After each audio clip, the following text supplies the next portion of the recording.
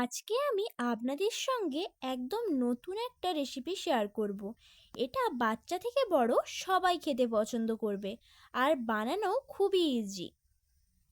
নমস্কার বন্ধুরা, মুখরুচি রান্নার চ্যানেলে আপনাদের সবাইকে স্বাগত জানাই। এই রেসিপিটা তৈরি করার জন্য আমি একটা মিক্সার নিয়ে নিয়েছি। তার মধ্যে 2 কাপ সুজি নিয়ে নিচ্ছি। আপনারা চাইলে সুজির পরিমাণটা বাড়িয়ে কমিয়ে নিতে পারেন, তবে যেই কাপ মেপে নেবেন সেই কাপ মেপে চিনিটা নিতে হবে। আমি 2 কাপ সুজির জন্য এখানে 1 কাপ চিনি দিয়ে দিয়েছি। তারপর এটার একটা মিহি পাউডার তৈরি করে নেব। দেখুন পাউডারটা তৈরি হয়ে গিয়েছে। আপনাদেরকে দেখিয়ে দিচ্ছি কতটা মিহি হয়েছে। এইভাবে মিহি করে একটু পাউডারটা তৈরি করে নিতে হবে। এবারে একটা মিক্সিং বোলের মধ্যে ঢেলে নিচ্ছি। তারপরে ওই পাউডারটার মধ্যে 1 কাপ টক দই নিয়ে নিচ্ছি। যেই কাপ মেপে সুজি আর চিনিটা নিয়েছিলাম সেই কাপ মেপে 1 কাপ টক দই দিয়ে দিলাম। তারপরে 2 চামচ মতন তেল দিয়ে দিচ্ছি আর 1 চামচ ভ্যানিলা এসেন্স দিয়ে দিলাম। সব কিছু দেওয়ার পর ভালো করে মিশিয়ে নেব। এখানে আমি ভ্যানিলা এসেন্সটা ফ্লেভারটা যাতে ভালো আসে তার জন্য দিয়ে দিয়েছি। দেখুন ভালো করে মেশানো হয়ে গেলে এর মধ্যে 1 কাপ দুধ নিয়েছি, দুধটাকে অল্প অল্প করে দিচ্ছি। একবারে পুরো দুধটা দেব না, তাহলে ব্যাটারটা বেশি পাতলা হয়ে যেতে পারে।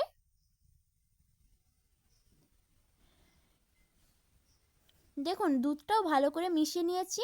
এবারে 1 চামচ বেকিং পাউডার দিয়ে দিলাম আর হাফ চামচ বেকিং সোডা নেব। যতটা বেকিং পাউডার দেব তার অর্ধেক বেকিং সোডা নিতে হবে। এবারে বেকিং পাউডার আর বেকিং সোডার মধ্যে একটু দুধ দিয়ে দিলাম।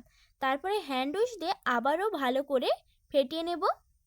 দেখুন ব্যাটারটা এইরকমভাবে তৈরি করে নিতে হবে, খুব বেশি পাতলাও নয় আর খুব বেশি ঘনও নয়।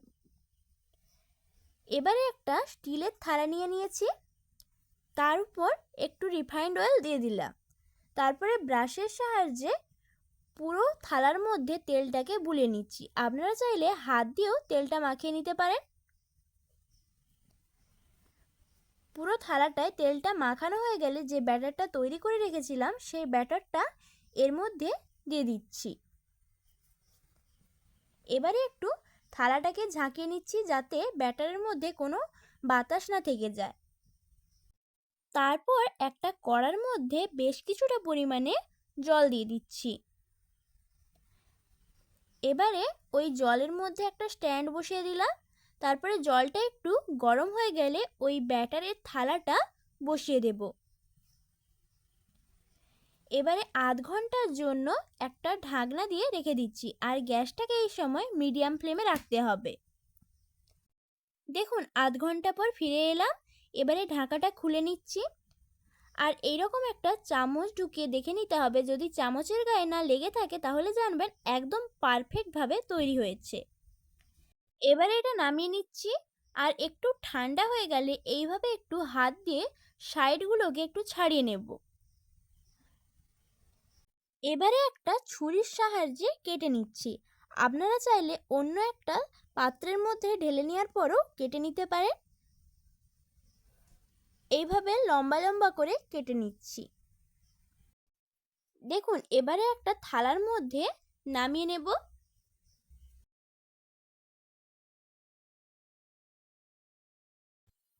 দেখুন ভেতরটা কতটাই স্পঞ্জি হয়েছে আর এটা খেতেও একেবারে বাবুজি কেকের মতোই হয়। আপনারা এইভাবেও খেতে পারেন অথবা একটু তেলে ভেজেও খেতে পারেন।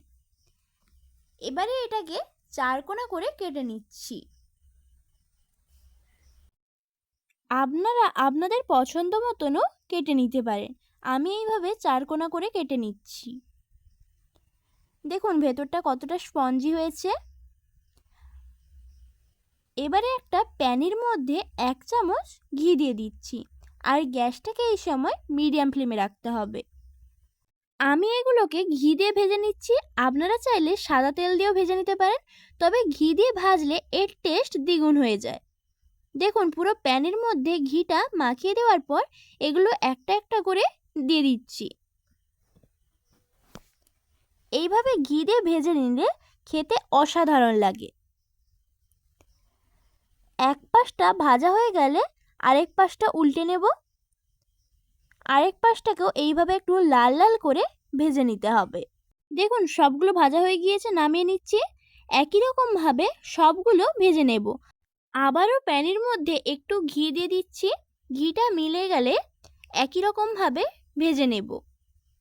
এইভাবে একটা একটা করে দিয়ে ভেজে নিতে হবে। দেখুন কত সহজে রেসিপিটা তৈরি হয়ে গেল।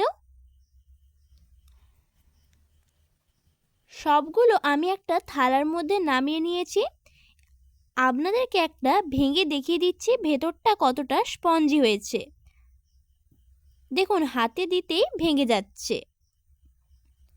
এই রেসিপিটা আপনাদের ভালো লেগে থাকলে লাইক এবং কমেন্ট করার অনুরোধ রইল। আর আমার চ্যানেলে নতুন বন্ধু হয়ে থাকলে চ্যানেলটিকে সাবস্ক্রাইব করে আমার পাশে থাকবেন। এইভাবে আপনারা যে কোনো সময় এই রেসিপিটা বানিয়ে নিতে পারেন। এটা খুবই কম উপকরণ দিয়ে তৈরি হয়। ধন্যবাদ পুরো রেসিপিটা শেষ পর্যন্ত দেখার জন্য।